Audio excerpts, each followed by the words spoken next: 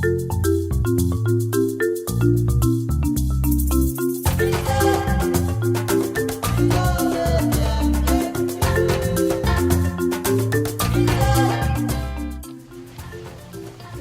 off just by saying that I'm really delighted to be here to launch the Trademark South Africa Regional Integration Research Network.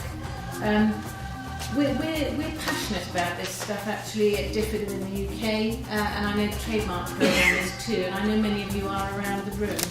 We all know that suddenly there's a degree of optimism and a sense of Africa really going places in the coming years now. We know that we've got some of the fastest growing countries in the world, that there's a fast growing middle class, that there are 600 million mobile phone users, for example, and it seems like everybody, anytime anybody's turning over a rock or drilling in an ocean recently, they're finding all sorts of things there. Latest find I heard of was a major gas find in Kenya last week.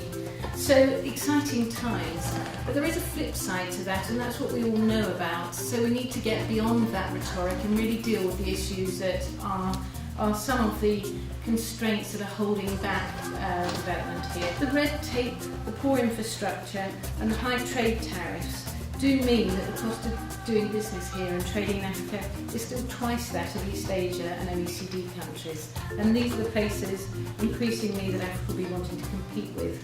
So they prevent companies getting the benefits that they might from economies of scale, and they prevent really and exclude Africa from significant global supply chains. Moving on to the network itself, which is why we're here today, I think it's actually got a really important role to play.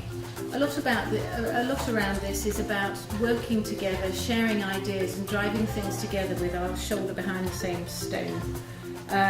So I think to have a platform for exchanging information, sharing ideas and best practice, and on designing interventions together makes a lot of sense of running alongside each other.